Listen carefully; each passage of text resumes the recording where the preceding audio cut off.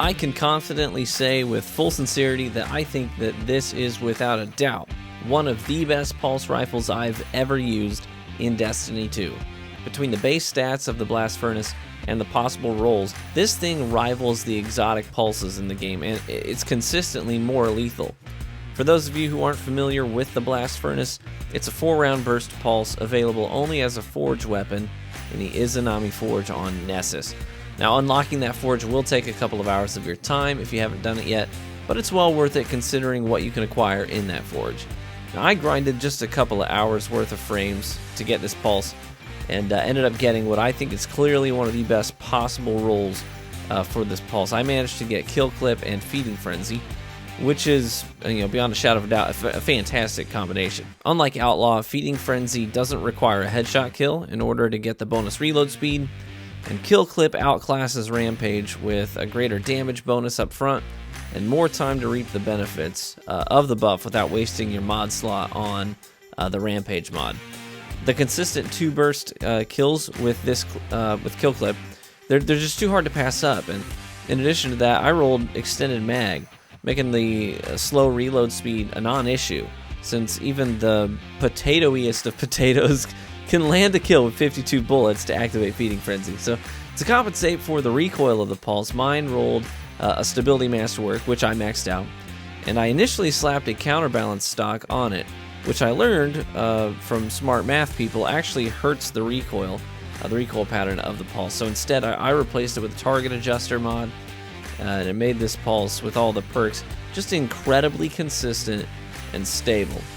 Now, I took it a step further. I made an armor set for my Warlock for this loadout that focused on pulse rifle dexterity, accuracy, reload speed, and ADS time. So this led to me racking up over a dozen gold medals in a short time today with this bad boy live on stream. And since I was fragging out with the thing, I figured, hey, I may as well toss on Chromatic Fire, which had explosive results. I had a pretty crispy triple kill, just with one kill with the pulse rifle on Ultra Flame. 2 guys standing next to him, dead. A nice triple kill, easy peasy. I even managed to get some pretty sick multi-kills on other known players and friends of mine that I matched, who were also strutting that unbroken title, so that felt pretty good too. One thing to keep in mind is that this pulse rifle also has insane range, and it negates the need to run a scout rifle in almost every scenario. Even on Equinox, this pulse puts in work. I mean, you don't want to be caught on the wrong end of a lane with this pulse rifle. Oftentimes, I would use my radar to bait shotgunners into pushing my lane by stepping forward, making them think I was pushing in, and then I'd start backing up, and they'd jump around the corner expecting me to be pushing, and they got their shotgun in their hands, clueless about what to do, and it made them easy targets. Other times, I'd use my radar to predict when someone was going to be stepping into my lane or into my line of sight, and I'd toss that grenade down to try and time it so that they would get tagged, the instant that they peek, making them more vulnerable. Now, Chromatic Fire helped make lane control even easier. When I got my kill clip on the first guy, he would explode. Or to get my kill on the first guy, he'd explode, doing that AoE damage to the others in the lane. And then I'd just reload with Feeding Frenzy, that I'd have kill clip active, and it just made it really easy to pick off the others who were weak, sometimes with a single burst. Now, it was also fantastic for controlling the choke points leading out of the enemy spawn locations, like you can see in this Altar of Flame gameplay. And I can honestly say that this pulse rifle can easily find itself well represented in the current meta if you manage to get a good roll on it. Grab a frame and head into the forge, get cranking on this thing. You will not regret it. Also, side note, it takes shaders pretty well too. I mean, slap a Mayorin or Rasmussen shader on this sexy beast, and you will have a hard time putting it down. So now I can confidently say, stacking this thing up against other 4-round aggressive burst rifles in the game, this one just clearly takes the cake for me. Now, one of the things I like a lot about this pulse rifle is if I run a fusion rifle with it, I'm pretty much set for any scenario.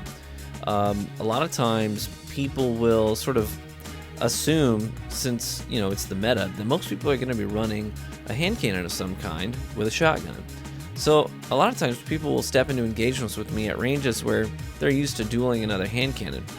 but it's a little bit outside of the effective range of a hand cannon. It starts to get affected by the damage drop off and the aim assist reduction. And I'm sitting there with a pulse rifle that can shred in just 2 bursts consistently. And so I'm just completely outclassing them in those specific scenarios. And then with the fusion rifle, I'm really used to using a fusion rifle at this point. I'm very used to dealing with shotgunners, learning how to bait them or jump around the corners that they're camping, and I've got an Icarus mod on my fusion rifle. I can clean them up that way. So I'm keeping people at arm's length with the pulse, and when they get in closer, you know, I'm taking care of business with the fusion rifle. I had several. We ran out of medals today. I had some 30+ kill streaks with this thing, and this is in full lobbies of people just aping with shotguns. I mean, my lobbies are no different from yours. I know you see my highlights, and I know you see some of my crazy plays, and you think, man, he gets easy lobbies. Guys, if you stop by the stream, you will know I get some not so easy lobbies. I play comp a lot. I stream a lot of comp. I've done several hours of comp streaming this season especially. You know, did that legend grind, and I got my unbroken title, and we're matching the best of the best consistently at that, you know, at that tier of comp. You know, I'd be excited to take this pulse rifle into comp and see how it fares. I haven't taken it. I've done some solo queuing with it, but not in a full team against some of the best teams out there. To be fair, solo queuing comp at rank legend is still pretty difficult. It did okay, but you know, you can't get a full perspective on the gun until you're with a team and you've got team synergy and you see how it fits in a team-based environment like the high end of comp can be. So I'm looking forward to giving it a shot in the comp environment and seeing how it fares. But even in quick play, like I said, I was matching some known players and streamers. I mean, we had a match today. It was me and Hovey, and we were in a 5v6, and we were against a team of 3 players that I know are, you know, they got an unbroken title. I've played comp with them and against them. They're fantastic players. And like our 6th slot got filled up maybe a quarter of the way into the match with pure chill. So it ended up being a really nice, actually in quick play, a pretty competitive match, pretty tight match. And I was using this loadout, and I ended up top fragging our team. So, and we came out with a close win, so it felt really good. So I know it can take care of business against some talented players if you know how to play to the strengths of the weapon. We also on Shores of Time had a really nice match against a team of 4 players.